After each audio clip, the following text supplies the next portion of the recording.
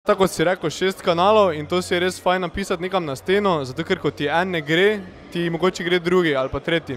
In sicer community, media, advertising, events, influencers pa partnerships. In v bistvu community je skupnost, Facebook, Twitter, Instagram, Reddit in tako naprej. Partnerships to so podjetja, ki ti lahko pomagajo pri deljenju tvojih linkov, pri širjenju besede. Medija poznamo, to so medijske objave. Advertising je tisto, ko ti porablja denar, se pravi, to je fajn prišparati za na konec in se ne preveč zanašati na to. Events, če imaš možnost, da se tvoj produkt sproba v praksi, da ga backerji sprobajo v praksi, je to super. Potem pa so influencerji.